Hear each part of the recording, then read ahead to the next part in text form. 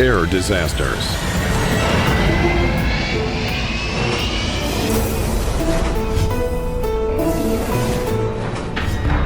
On the 11th of February 2018, An-148, managed by Saratov Airlines, crashed during its scheduled flight from Domodedovo to Orsk. Reconstruction. It's 2:20 p.m. on February 11th, 2018. The weather at Domodedovo is grim. It has been snowing for the whole day, and the temperature hasn't risen above -5 degrees centigrade, with clouds hovering at 330 meters. All in all, it's permissive weather for a flight, provided that de-icing procedures are followed. The crew is rushing to prepare for takeoff because they arrived at Domodedovo 2.5 hours later than expected and have to catch up with their schedule. In a race to save time, the captain decides not to request a pre-flight de-icing, which would have been helpful given the weather conditions that day.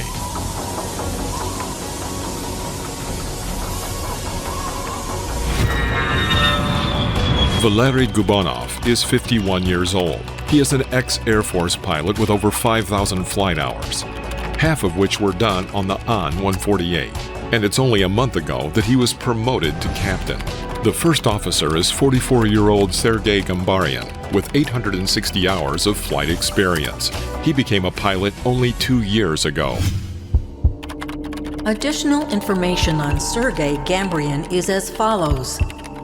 He faced certain difficulties when passing exams due to how late his pilot career began, but still, his progress was consistent, thanks to determination and help from his instructors. Nevertheless, he struggled to learn all characteristics of piloting An-148. It was decided to prolong his training by 50%, after which he was finally allowed to pilot An-148 as a first officer. During his time at Angara Airlines, Sergei proved to be an efficient, prompt, and professional pilot.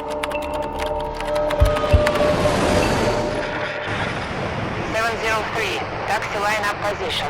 Runway 14 right. Wind is at 130 degrees. 6. Wait for further instructions. We're waiting for your further instructions. Traffic control informs the crew of a 6 meter per second wind and allows them to align on the runway for takeoff. Due to the rush, it is this moment when they run through the pre-flight checklist, while ignoring the pre-takeoff checklist with its PSS temperature checks. PSS stands for Pitot-static System. It is set outside the plane and is used to determine airspeed, Mach number, altitude, and altitude trend, supplying all this data to the aircraft's computer.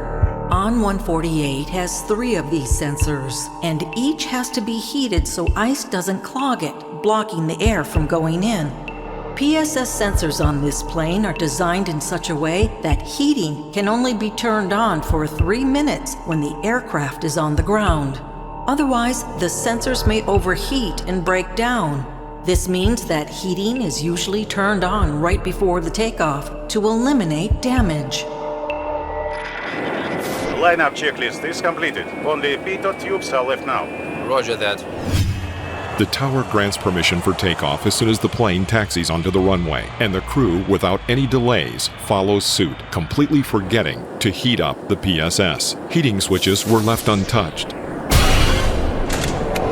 and amber warning messages on the cockpit displays were not noticed because the crew deactivated alerts just before they began to taxi. This in turn canceled out an alert that takeoff is prohibited, and there were no conditions for it to be triggered.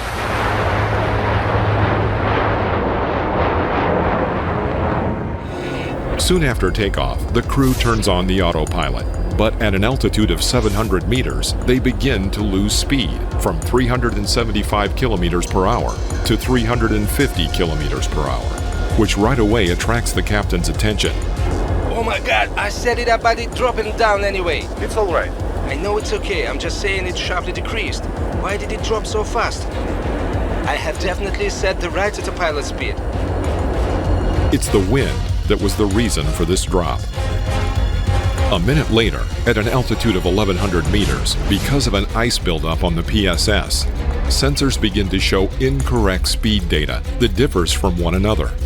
A compare speed alarm starts blaring in the cabin as the captain's instruments display data from the first sensor, stating that the current speed is 457 kilometers per hour.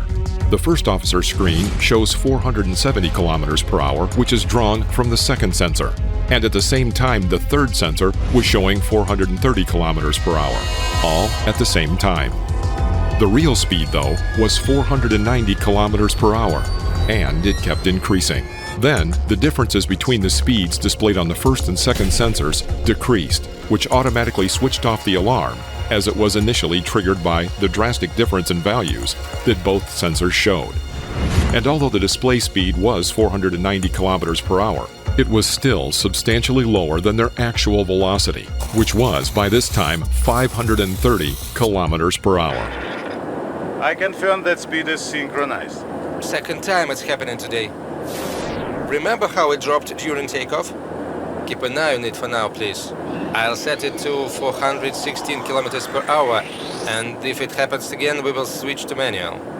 5 minutes into their flight, the compare speed alarm pops up again, this time at an altitude of 2,000 meters, which was the max altitude that the plane reached that day. The same alarm will go on a couple times again during the course of the flight. The captain switched off the autopilot and starts a fast descent of 20 vertical meters per second, which is questioned by the first officer. What are you doing? Hold it at 400.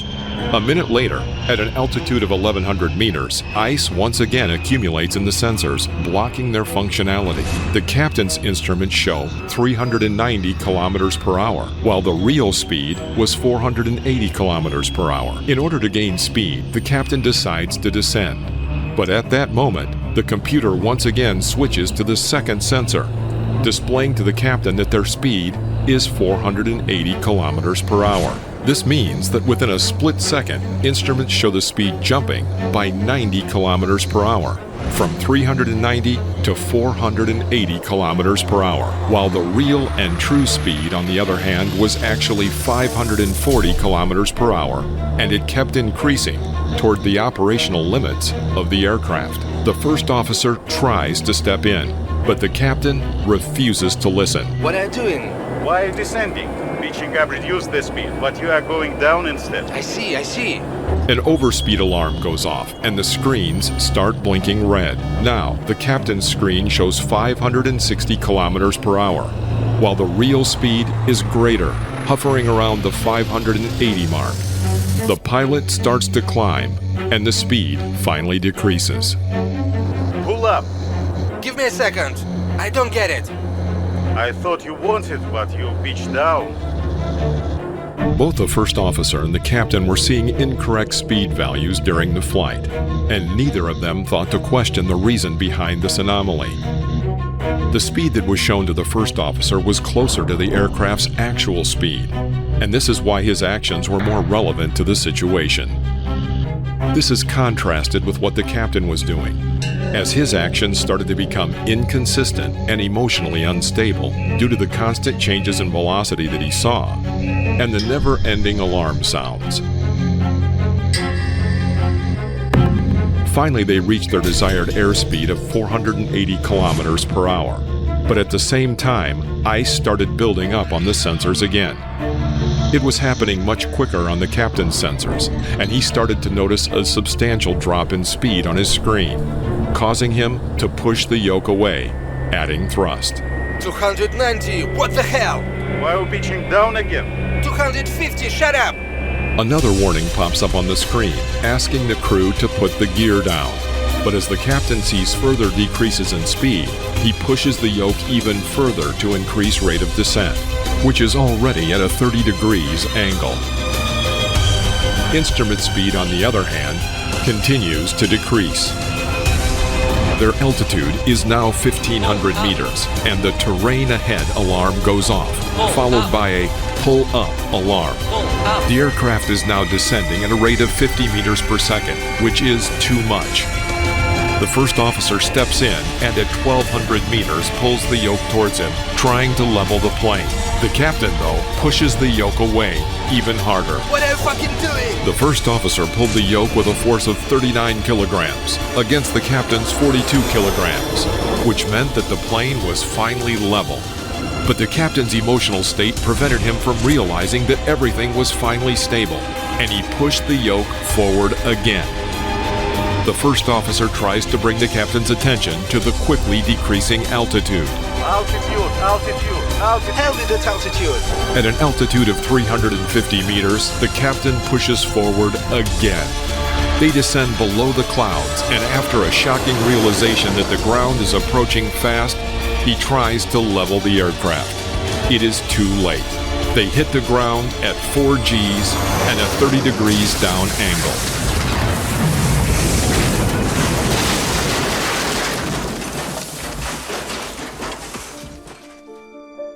Unfortunately, none of the 71 people on board survived. 40 seconds after the crash, Moscow's air traffic control attempted to get in touch with the crew. An hour later, the first search team was sent out, and shortly after they received a report about a crash that occurred in Moscow County, near Stepanovsky village, not far from the airport. The crash site looked like a long crater, 15 by 32 meters in size, with a 2-meter depth, which meant that the speed upon impact was very high. Such a collision had unfortunately left no chance for survival, shattering the aircraft into pieces. It was the failure to turn on the PSS heating that became the main reason for the crash, leading to an incorrect speed indication and prompting the crew to do the complete opposite of what had to be done. They just had no time to slow down after they passed the clouds.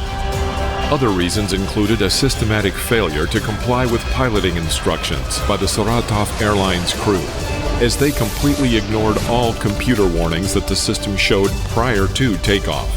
The crew just didn't pay any attention. A further analysis showed that only 6 out of their 46 previous flights were executed without any warning messages or alerts.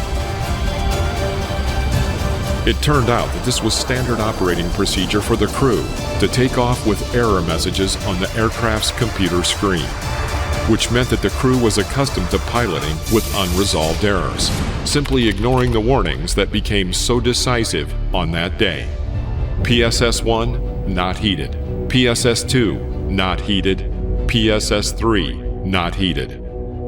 All these messages were ignored by both the captain and the first officer, even though the Antonov-148 does not allow the crew to delete these messages permanently. Hence, they were always on the screen, just not taken into account by the team.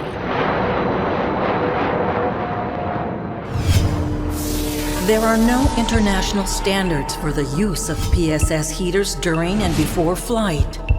The solutions that are common in the industry are automatic heating right after takeoff setup on IL-86, system warning that the plane is not ready for takeoff on Yak-42 and Tu-204, automatic 50% heating during engine start, and fully fledged heating process right after takeoff on Superjet 100 and Airbus A320.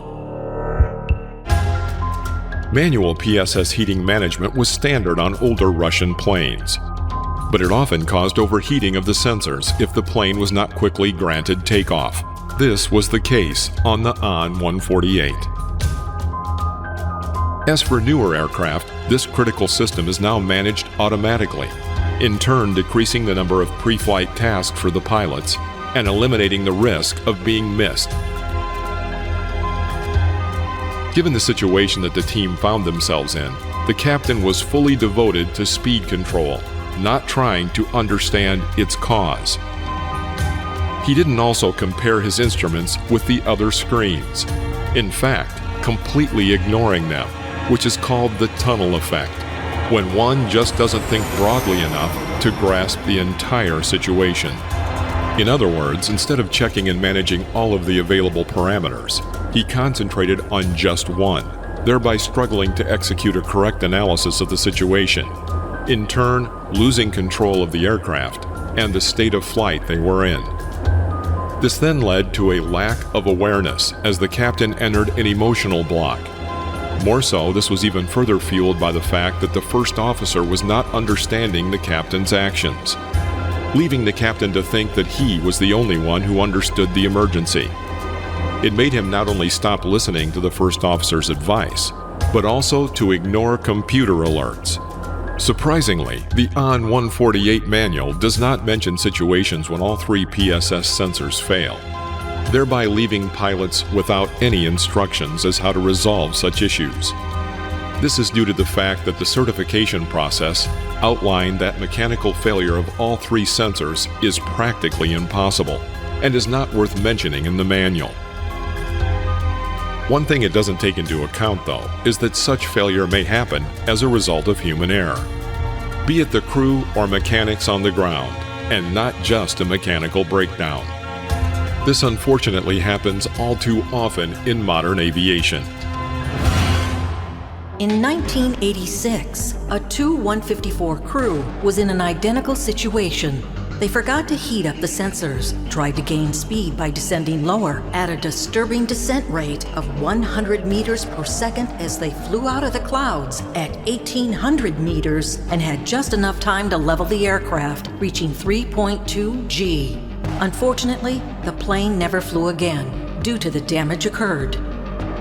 In 2015, another AN-48's crew forgot to take PSS sensor covers off, and although the display speed was stable at 0 kilometers per hour, the captain managed to safely land back. In 1996, Boeing 757 crashed after takeoff from Lima, Peru. It had its PSS sensors protected by silver tape during a pre-flight wash. The plane then took off, but sensors remained taped up, causing the aircraft to crash into the ocean. Airbus 330 disaster in 2009 over Atlantic Ocean. Sensors heating was on, but it didn't eliminate ice, causing flight number AF447 to crash into the Atlantic Ocean. Nowadays, Airbus, Boeing, and Superjet manuals include a detailed procedure on how to act in such cases. More so, it became an essential part of pilot training. 4 months after the disaster, Saratov Airlines' license was canceled by the Federal Air Transport Agency, and the company ceased to exist.